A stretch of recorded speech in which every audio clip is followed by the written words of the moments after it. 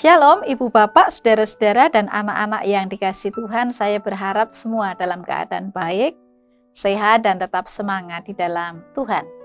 Maslow dalam teorinya mengungkapkan bahwa salah satu kebutuhan dasar manusia adalah rumah. Ya, rumah adalah tempat di mana seseorang tinggal atau sebuah keluarga tinggal menjalani keseharian, tempat kita bernaung di tengah terik matahari atau hujan yang lebat. Rumah adalah tempat kita berlindung. Rumah adalah tempat di mana cinta kasih, kesetiaan, tanggung jawab, pengampunan, dan nilai-nilai yang lain itu kita lakukan. Rumah adalah tempat di mana nilai-nilai tersebut juga diwariskan kepada generasi berikutnya. Setiap kita tentu merindukan suasana rumah yang damai, yang penuh cinta kasih. Ketika kita diterima apa adanya, rumah yang penuh dengan sukacita. Rumah adalah tempat ketika kita rindu pulang. Setelah kita bekerja di luar rumah, setelah perjalanan yang jauh, setelah kita bertualang. Kerinduan suasana rumah inilah yang mendorong orang untuk pulang ke rumah. Terlebih pada hari-hari khusus, diantaranya Lebaran, Natal, atau hari yang lain. Pulang ke rumah, itulah arah perjalanan hidup kita. Pulang ke rumah Bapa. Hal ini juga yang disampaikan oleh Tuhan Yesus ketika Dia menjanjikan rumah Bapa, seperti yang tertulis di dalam kitab Yohanes 14 ayat yang kedua dan ayat yang ketiga yang demikian bunyinya. Di rumah Bapakku banyak tempat tinggal, jika tidak demikian tentu aku mengatakannya kepadamu, sebab aku pergi untuk menyediakan tempat bagimu. Apabila aku telah pergi dan menyediakan tempat bagimu, aku akan datang kembali dan membawa kamu ke tempatku supaya di tempat aku berada, kamu pun berada. Ya, saat ini kita semua sebenarnya berada dalam perarakan pulang ke rumah Bapa. Dan bersyukurlah, ketika kita sebagai orang percaya itu kita sudah disiapkan tempat. Yang tentu saja rumah yang disiapkan Tuhan, rumah di surga beda dengan rumah yang ada di dunia ini.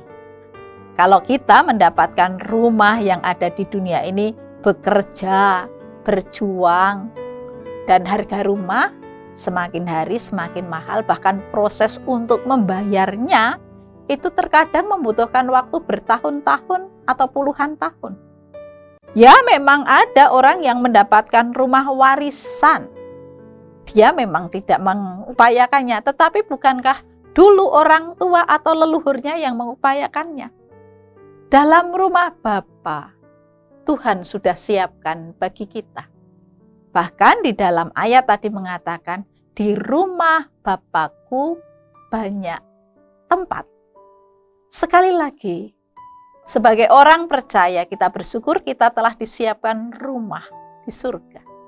Yang tentu saja jauh lebih indah, jauh lebih mulia dibanding rumah kita saat ini. Yang sangat mungkin rumah kita saat ini juga mengalami proses kerusakan karena sifatnya tidak abadi, dan juga mungkin kita juga seringkali harus memperbaiki atau renovasi karena catnya mengelupas, ada gentengnya yang bocor, ada temboknya yang retak.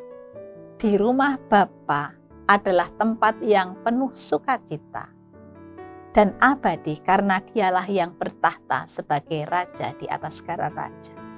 Ibu Bapak dan saudara-saudara, kita bersyukur kalau sebentar lagi kita akan memperingati hari kenaikan Tuhan Yesus tanggal 9 Mei 2024. Hari ketika Tuhan Yesus naik ke surga dan menyiapkan rumah bagi kita semua. Karenanya, sebagai orang percaya, mari kita terus menjalani persiarahan hidup ini dengan percaya dan setia kepadanya. Dan suatu saat berjumpa di rumah Bapa. Tuhan memberkati. Amin. Mari kita berdoa. Sungguh kami bersyukur ya Allah, kalau di dalam Engkau kami boleh memiliki kepastian akan kehidupan yang akan datang, karena Engkau yang naik ke surga, menyediakan tempat bagi kami semua.